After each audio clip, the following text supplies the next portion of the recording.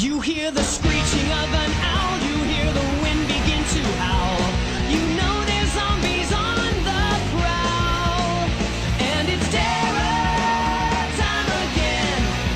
They've got you running through the night. It's terror time again, and you just might die of fright. It's a terrifying time.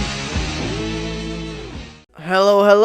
On today's episode of the Project Zomboid mod guide, we're roughing it in our backyard away from the comforts of civilization. And I've got a handful of mods that seek to make that experience just a little bit easier to manage. Though, if they succeed at their goal or not is to be determined. Before we begin, I want to give a shout out to FOXFIRE for a lovely thumbnail. Be sure to check her out down below in the description. As usual, all mods will be linked down below. Now let's begin, shall we?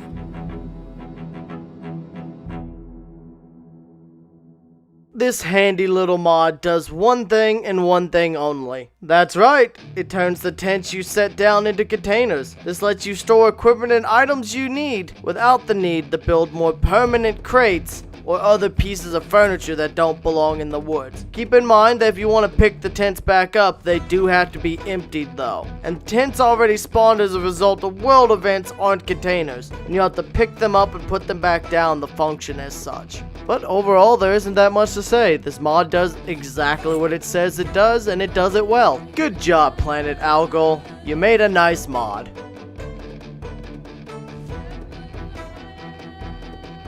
Created by the Deadliest Cat, this mod's another very simple one. You want to completely rough it, make all your own tools for your survival, or you just can't get lucky and find a saw no matter how many boxes you crack open? Well, this mod lets you craft a saw of your very own. All you need's a tree branch, a chipped stone, and a ripped sheet, and you're on your way to sawing apart everything you need to make your very own wilderness home.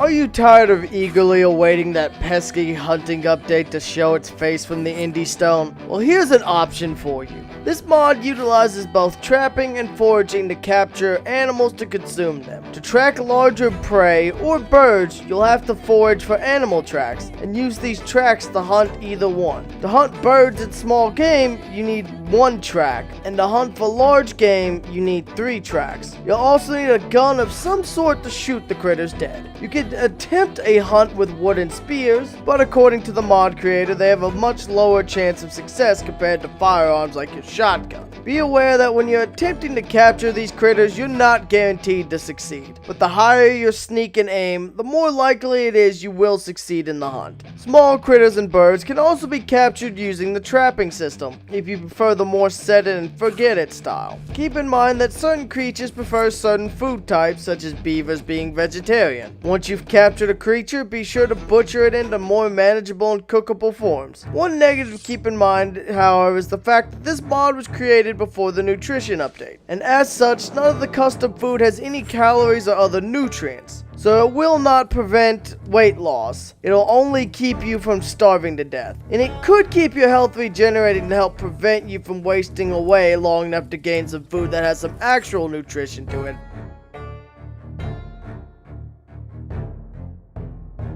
This handy mod does exactly what it says on the tin. It lets you open tins with knives and stones. You ever forget to grab a can opener, or whoops, you left it in the wrong bag on accident, or you had to run away and it was left in a box, and now you need to eat but you can't get any food? Well, forage up a rock or grab that handy dandy knife out of your bag or belt and either cut or bash that can open. Every time you open a can, you run the risk of injuring yourself with these methods, which depends on both the tool being used and your skill level with small blades. The higher your small blades, the less likely you are to cut your hands and inflict upon them a deep wound, which is a pain in the ass to heal. The rock, however, is a guaranteed 33% chance to injure your hands, no matter what. But hey, better to take an injury than it is to starve to death, right? See, now that's a real can-do attitude. You'll have a knife time in no time.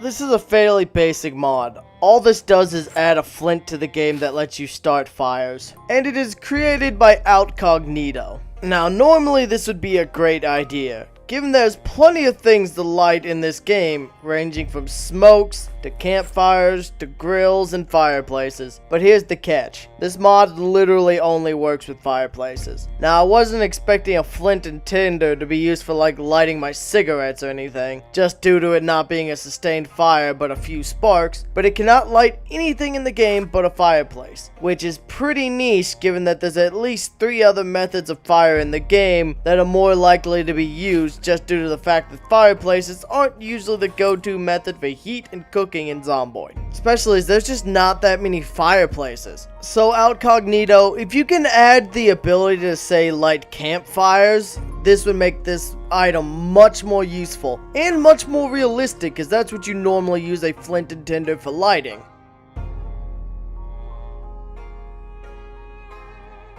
You ever wish all that money just lying around was useful in the game? Do you want that Pablo Escobar experience of burning money to stay warm and stay alive? Well, now you can. Just grab up all the dollars you can and toss them straight in the fire. Now, they don't really have much value as they have only 1 minute's worth of fuel. But personally, I like using them more for kindling. It saves me from having to use more valuable books or sheets or wood to start the fire with, and instead using an otherwise worthless junk item. This is definitely a nice addition, and you could probably use it with the Stone Flint mod if you wanted to. This mod would also go nicely with the zombie cremation mod that lets you put zombie corpses in fires and burn them that way. Gotta get the kindling going somehow, right?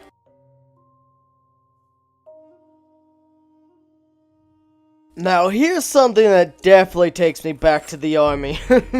God, you only could hope you rolled the dice for a good meal, and you didn't end up with the infamous and dreaded pork sausage with gravy. Ugh, no one likes that MRE. It doesn't even have very many good sides in it either. But this mod recreates that familiar feeling of dread and anticipation, because until you open the MRE, you don't know what you'll get. Could be chicken a la king, or it could be your worst nightmare, with the snacks and sides randomized as well, and each component that could be in an MRE could provide a variety of benefits, from fatigue relieving coffee to knockoff Kool-Aid providing hydration and happiness buffs, and plenty of sustenance, including lots of calories to keep you going. MREs, while definitely not the happiest food to eat, it certainly provides plenty of calories and nutrients to keep one alive in a shitty situation. I like the fact the mod creator did also add the portable water heaters as well. You know, the ones that you add water to and they activate the heat, and you can use them to warm the main meal. If you don't warm the meal, you get debuffs on the food.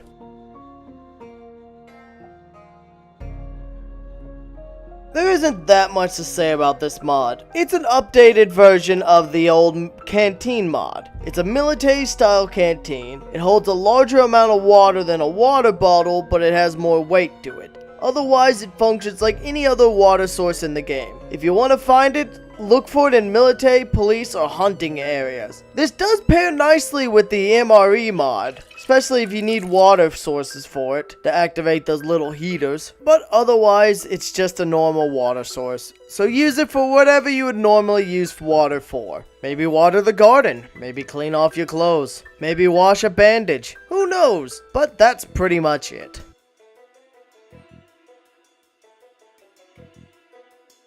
You want to recreate that Daryl Dixon roleplay? Or maybe you just want a more silent way to kill off those zombies at range? Well, here's your solution. Now you finally have a use for that aim and reloading skill that doesn't alert the entire town to your presence. Adding a large pile of crossbows ranging from teeny tiny hand crossbows and homemade wooden and metal ones, all the way up to powerful high-end compound bows. There's a nice variety to the toys this mod adds. To use a crossbow, you're gonna need bolts in addition to the bow itself, which can be either found or made. I really like the fact that if you can't find one, you could forge the wood and break down commonly found to scrap together metal items to make these tools. And it's not like the handmade bows are largely inferior to the ones that you find in the wild. Now let's talk a little bit about the pre-made ones. First up, let's talk about the small hand crossbow.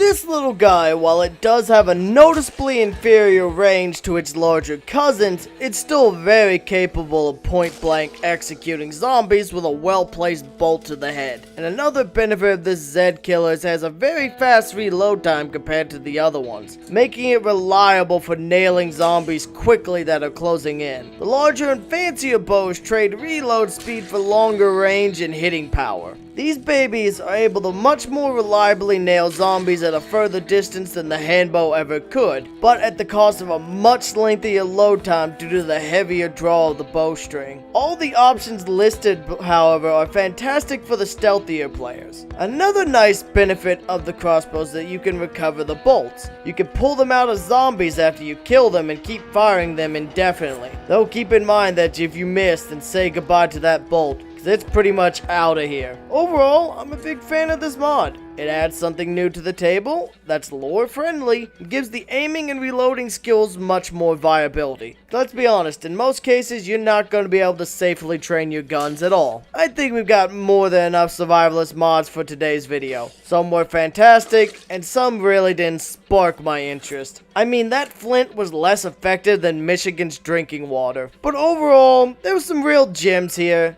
and some really nice but still lore-friendly additions that could give you an edge in that wilderness survival. I mean, the last time I went to the wilderness, they tried to gank me for my rune armor, but not this time. They won't see these coming. Overall, I hope you enjoyed the video. Thanks for watching and supporting the content. Be sure to check out the artists in the description below, as well as the mods, and my social medias if that interests you. This has been Core, and I'll see you next time.